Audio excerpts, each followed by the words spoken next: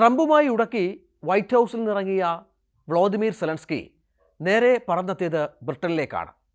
അവിടെ ബ്രിട്ടീഷ് പ്രധാനമന്ത്രി കീർ സ്റ്റാർമർ സ്നേഹചുംബനം നൽകിയാണ് സെലൻസ്കിയെ സ്വീകരിച്ചത് എന്നാണ് റിപ്പോർട്ടുകൾ. കാരണം ട്രംപിനെ നേരിട്ട, ട്രംപിന് നേർക്കുനേർ നിന്ന് സംസാരിച്ച സെലൻസ്കിയെ ഒരു വീരപരിവേഷത്തോടു കൂടിയാണ് യൂറോപ്യൻ യൂണിയൻ, പ്രത്യേകിച്ച് ബ്രിട്ടൻ സ്വീകരിച്ചത് എന്നുള്ളതാണ് ഏറ്റവും പ്രധാനം. പക്ഷേ അങ്ങനെ കാര്യങ്ങൾ അത്ര സുഗമമാണോ? വീരാരാധന ബ്രിട്ടനിലും യൂറോപ്യൻ രാജ്യങ്ങൾക്കിടയിലും ഉണ്ട് എങ്കിൽ പോലും ട്രംപിൻ്റെ കടുപ്പിച്ച നിലപാട് കാര്യങ്ങൾ കുറച്ചുകൂടി വഷളാക്കിയേക്കുമെന്നാണ് ഇപ്പോൾ പുറത്തുവരുന്ന വിവരങ്ങൾ. യുക്രൈനിലേക്കുള്ള ആയുധ സപ്ലൈ ട്രംപ് വളരെ പെട്ടെന്ന് തന്നെ നിർത്തലാക്കി എന്നുള്ള വാർത്തകൾ പുറത്തുവരുന്ന പശ്ചാത്തലം ഇതിനോട് ചേർത്ത് വെക്കണം. മറ്റൊന്നാണ് നാറ്റോ എന്ന 32 രാജ്യങ്ങളുടെ ഒരു അലയൻസ്, ഒരു സഖ്യം. അതുമായി ബന്ധപ്പെട്ട് ട്രംപ് നടത്തുന്ന ചില നീക്കങ്ങൾ നമുക്കറിയാം. എന്താണ് ഈ യുക്രൈൻ റഷ്യൻ യുദ്ധത്തിൻ്റെ പശ്ചാത്തലവും തുടക്കവും എന്നൊക്കെ. അതിശക്തമായ സംഘടനയായ നാറ്റോയിൽ അംഗത്വം നേടാൻ യുക്രൈൻ ശ്രമിക്കുകയും യൂറോപ്യൻ രാജ്യങ്ങളിൽ ബഹുഭൂരിപക്ഷവും ഈ ശ്രമത്തിന് ആ തരത്തിലുള്ള അംഗീകാരം നൽകാൻ ഇരിക്കുകയും പിന്തുണയ്ക്കുകയും ഒക്കെ ചെയ്യുന്ന പശ്ചാത്തലമുണ്ടായിരുന്നു. ആ പശ്ചാത്തലം റഷ്യയെ വല്ലാതെ ചൊടിപ്പിക്കുകയും ഏതാണ്ട് അംഗത്വത്തിലേക്ക് യുക്രൈൻ അടുക്കുന്നു എന്ന സൂചനകൾ വന്നപ്പോൾ റഷ്യ യുക്രൈനെ ആക്രമിക്കുകയും ചെയ്യുകയായിരുന്നു സംഭവിച്ചത് എന്നത് യാഥാർത്ഥ്യമാണ്. ആദ്യ സമയം മുതൽ തന്നെ അമേരിക്ക യുക്രൈനെ സാമ്പത്തികമായും ആയുധപരമായും മറ്റും കാര്യമായി സഹായിച്ചിരുന്നു. വലിയ തോതിലുള്ള ആയുധ സപ്ലൈ അമേരിക്ക യുക്രൈനിലേക്ക് നടത്തിയിരുന്നു. അതുകൂടാതെ ഒരുപാട് സാമ്പത്തിക സഹായവും അങ്ങോട്ട് പമ്പ് ചെയ്തിരുന്നു, പ്രത്യേകിച്ചും ജോ ബൈഡൻ്റെ കാലഘട്ടത്തിൽ. ഇന്നലെ അത് എടുത്തു പറഞ്ഞ് ജോ ബൈഡനെ പമ്പര വിഡ്ഢി എന്ന് വിശേഷിപ്പിച്ചാണ് ട്രംപ് വൈറ്റ് ഹൗസിൽ സെലൻസ്കിയോട് കയർത്തത്. ഇത്രയധികം പണം എന്തിന് യുക്രൈൻ നൽകി എന്ന ചോദ്യത്തിൽ ഒരുപാട് അർത്ഥങ്ങളുണ്ടായിരുന്നു. ഏറ്റവും പുതിയ വിവരമനുസരിച്ച് നാറ്റോയ്ക്കുള്ള സാമ്പത്തിക സഹായം അത് ചെറുതൊന്നുമല്ല. കാരണം 22% നാറ്റോയുടെ ഫണ്ടിങ്ങിൻ്റെ 22% അമേരിക്കയാണ് നൽകുന്നത് എന്നുള്ളത് നമ്മൾ ചേർത്ത് വായിക്കണം. അത് ഏതാണ്ട് നാറ്റോയുടെ 4.1 ബില്യൺ 410 കോടി ആണ് സൈനിക ബജറ്റ്. അതിൻ്റെ 22% അമേരിക്കയാണ് നൽകുന്നത് എന്നാലോചിക്കുമ്പോൾ നമ്മൾ മനസ്സിലാക്കണം നാറ്റോ സഖ്യത്തിൽ അമേരിക്കയുടെ പ്രാധാന്യം. അത് പൂർണ്ണമായും നിർത്തിക്കഴിഞ്ഞാൽ ആ സഖ്യം സ്വാഭാവികമായും പ്രതിസന്ധിയിലാകും. അതത്ര പെട്ടെന്ന് നാറ്റോ രാജ്യങ്ങൾക്ക് അംഗീകരിക്കാവുന്ന ഒന്നുമല്ല.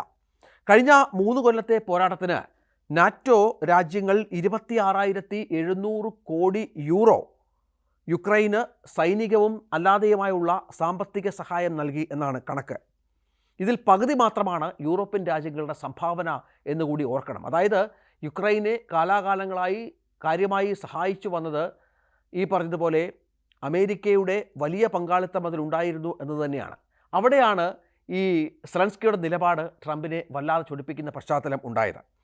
നാറ്റോയ്ക്ക് നൽകുന്ന സഹായം അമേരിക്ക നിർത്തലാക്കിയാൽ എന്താകും എന്നുള്ളത് ഞാൻ ഈ പറഞ്ഞ കണക്കുകളിൽ നിന്ന് ഊഹിക്കാവുന്ന ഒന്നേ ഉള്ളൂ.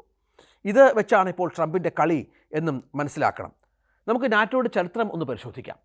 1949 നിലവിൽ വന്ന ഒരു സഖ്യമാണ് നാറ്റോ എന്നത് മനസ്സിലാക്കണം. വടക്കൻ അറ്റ്ലാന്റിക് ഉടമ്പടി പ്രകാരം പ്രവർത്തിക്കുന്ന അന്താരാഷ്ട്ര സൈനിക സഖ്യം എന്നതിനെ വിശേഷിപ്പിക്കണം. നോർത്ത് അറ്റ്ലാന്റിക് ട്രീറ്റി ഓർഗനൈസേഷൻ എന്നാണ് ഇതിൻ്റെ പൂർണ്ണ രൂപം. ബെൽജിയത്തിൻ്റെ ബ്രസൽസാണ് നാറ്റോയുടെ ആസ്ഥാനം. ബാഹ്യശക്തികളിൽ നിന്ന് ആക്രമണമുണ്ടായാൽ ഒരുമിച്ച് നിന്ന് പ്രതിരോധിക്കുക എന്നതാണ് ഈ സഖ്യത്തിൻ്റെ അടിസ്ഥാന തത്വം. അത് ഇത്രയും കാലം വലിയ തോതിൽ വിജയം കാണുകയും മറ്റു ചില ലോകമഹായുദ്ധങ്ങളിൽ നിന്ന് പലരെയും പിന്തിരിപ്പിക്കുകയും മറ്റും തടയുകയും മറ്റും ചെയ്തത് ഈ സഖ്യമാണ് എന്ന കാര്യത്തിൽ സംശയമില്ല. 49 രൂപം കൊടുത്ത സഖ്യത്തിൽ UK, France, Belgium, Denmark, Italy, Iceland, Luxembourg, Netherlands, Norway, Portugal, American ഐക്യനാടുകൾ എന്നിവയായിരുന്നു ഉണ്ടായിരുന്നത്. തുടക്കത്തിൽ 12 രാജ്യങ്ങളായിരുന്നു. അത് പിന്നീട് ഇപ്പോൾ 32 രാജ്യങ്ങളായി വർദ്ധിക്കുകയും ചെയ്തു. പുറത്തുനിന്ന് നാറ്റോയെ പിന്തുണയ്ക്കുന്ന ഓസ്ട്രേലിയ പോലെയുള്ള രാജ്യങ്ങൾ കൂടി ഉണ്ട് എന്നതുകൂടി ചേർത്ത് വെക്കണം. സോവിയറ്റ് യൂണിയൻ USSR തകരുമ്പോൾ 16 രാജ്യങ്ങൾ മാത്രമുണ്ടായിരുന്ന നാറ്റോയിലാണ് ഇന്ന് 32 അംഗരാജ്യങ്ങളുള്ളത് എന്നുകൂടി ചേർത്ത് വെക്കണം. മാസഡോണിയ, അത് 2020 അംഗത്വം നേടിയ മാസഡോണിയയാണ് നവാഗതൻ ഏറ്റവും പുതിയ രാജ്യം നാറ്റോയിലേക്ക് കടന്നു വന്നത്. ഇതിലേക്കാണ് യുക്രൈൻ അംഗത്വം ആഗ്രഹിക്കുന്നത് എന്നുള്ളതാണ് ഏറ്റവും പ്രധാനപ്പെട്ട കാര്യം. നേരത്തെ ഞാൻ പറഞ്ഞതുപോലെ Australia, New Zealand, Japan, south Korea എന്നീ രാജ്യങ്ങളും അംഗരാജ്യങ്ങളെ പോലെ തന്നെ നാറ്റോയുമായി സഹകരിച്ച് പ്രവർത്തിക്കുന്നവയാണ് എന്നുള്ളതാണ് ഏറ്റവും പ്രധാനപ്പെട്ട കാര്യം. ഇവിടെയാണ് ഡൊണാൾഡ് ട്രംപിൻ്റെ നിലപാട് കടുപ്പിക്കപ്പെടുന്നതും അത് നാറ്റോയുടെ ഫണ്ടിങ്ങിനെ തന്നെ ബാധിക്കുമോ എന്ന പ്രശ്നം ഉണ്ടാവുകയും ചെയ്തത്. ഏറ്റവും ഒടുവിൽ സെലൻസ്കിയുടേതായി പുറത്തു വന്ന ചില സോഷ്യൽ മീഡിയ പോസ്റ്റുകൾ കൂടിയുണ്ട്. അതിൽ അമേരിക്കയുമായി സഖ്യം ആഗ്രഹിക്കുന്നുണ്ട് എന്നും യുക്രൈൻ്റെ ധാതു വിഭവങ്ങൾ, ലവണങ്ങൾ ഒക്കെ അമേരിക്ക കൈമാറാൻ, അതിൻ്റെ അവകാശത്തിൽ കൈമാറുന്ന ഉടമ്പടിയിൽ ഒപ്പുവെക്കാൻ തയ്യാറാണ് എന്ന് പറയുമ്പോൾ, ഒപ്പം അതിനനുസരിച്ചുള്ള തങ്ങൾക്കുള്ള സുരക്ഷിതത്വം അമേരിക്ക ഉറപ്പാക്കണം എന്നുള്ള ഒരു നിലപാട് കൂടി സെലൻസ്കി സ്വീകരിക്കുന്നതും ഈ പശ്ചാത്തലത്തിൽ കൂടിയാണ്. കാരണം ഇന്നലത്തെ പ്രശ്നത്തിന് ശേഷം യുക്രൈനിൽ കാര്യമായ ആക്രമണം റഷ്യ വീണ്ടും നടത്തുന്നുണ്ട് എന്നുള്ള വളരെ പ്രധാനപ്പെട്ട വിവരങ്ങൾ പുറത്തു വരുന്ന ഘട്ടത്തിലാണ് അമേരിക്കൻ സഹായം വീണ്ടും സെലൻസ്കി തേടുന്നത് എന്നുകൂടി ചേർത്ത് വെക്കണം. അങ്ങനെ നാറ്റോ എന്ന പരമപ്രധാനമായ സഖ്യത്തിൻ്റെ തകർച്ചയ്ക്ക് കൂടി, അതിൻ്റെ സാമ്പത്തികമായ പ്രശ്നങ്ങളിലേക്ക് കൂടി ഈ സെലൻസ്കി ട്രംപ് പോര് മാറുന്നുണ്ടോ എന്ന ചില സൂചനകൾ കൂടി പുറത്തു വരുന്നു. ഓരോ ദിവസവും ട്രംപിൻ്റെ നീക്കങ്ങൾ നിർണായകമാണ്. അതെന്താണ് എന്ന് കാത്തിരിക്കുകയാണ് ആകാംക്ഷയോടെ ലോകം.